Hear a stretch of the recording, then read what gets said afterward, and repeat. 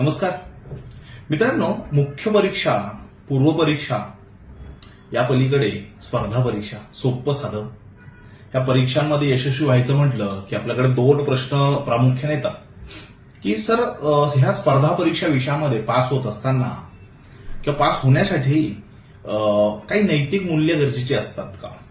हो, केवळ अभ्यासच गरजेचा आहे का? आणि ह्या स्पर्धा परीक्षेच्या प्रत्येक प्रश्नपत्रिकेतून पूर्व, मुख्य, मुलाखतीमधनं असं काहीसं तपासलं जातं का?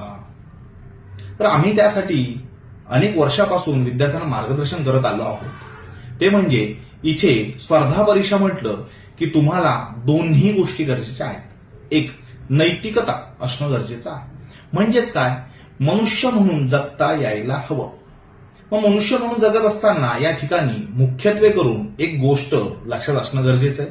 त्यातली पहिली बाब म्हणजेच बाबा, तुला समाजामध्ये वावरत असताना कीव, दया, माया, इवन दो ही कुणाची काळजी वाटते का रे?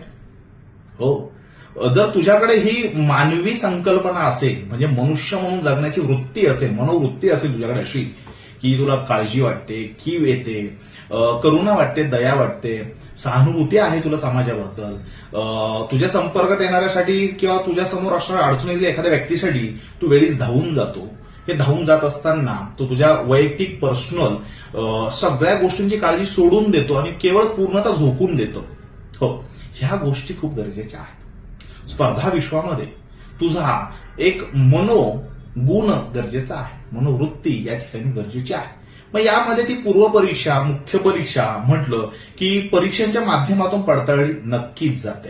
हो, मग या ठिकाणी स्पर्धा परीक्षेमध्ये यशस्वी व्हायचं असेल तर पहिली पायरी ही असावी, तुमच्याकडे सहानुभूती आहे का, करुणा आहे का, दया आहे का, क्षमा आहे का? ही छोटी छोटी मूल्य ही जीवनाची आपण शाळेपासून शिकत आलेलो आहोत. मग ही शिकत असताना शाळेमध्ये प्रार्थना आठवते, खरा तो एकची धर्म जगाला प्रेम अर्पावे, होती की नाही? Yes, definitely. मित्र हो, तर ह्या प्रार्थनेअनुरूप तुमचं जीवन घडलेलं आहे. ही मूल्य तुम्हाला शाळेपासून रुजवली गेलेली आहे. मग ह्या मूल्यानुरूप तुम्हाला एमपीएससी, राज्यसेवा आणि युपीएससी मध्ये इथिक्स अँड इंटिग्रिटी हे विषय आहेत. इथे तुम्हाला ही सगळी बाब माहिती असणं गरजेचं आहे. मग ही तुम्हाला कुठनं शिकायला मिळणार आहे? कुठल्याही पुस्तकामधनं नाही. कुठली चार प्रपंच घेतली, खंड वाचायला घेतली आणि तुमची ह्या विषयाची तयारी झाली असं होणार नाहीये. मुख्य परीक्षा नाहीच तर अधिकारी होण्यासाठी ही गोष्ट खूप गरजेची आहे. करुणा, दया, क्षमा, शील, सहनशीलता, पलीकडे गेलं अलिप्तताही तितकी गरजेची आहे. वेळ परतवे, मदत करावीशी वाटते, त्यानंतर अलिप्त आणि तटस्थ राहणं ही अधिकारी पदाची मुख्य किल्ली आहे. मग ही सगळी गुणवैशिष्ट्य मित्र हो तुम्हाला तितकीच गरजेची असतात. चला तर मग बोलण्यात अधिकारी शोध इन्स्टिट्यूट घेऊन येत आहे अचूक मार्गदर्शन आणि तयारी.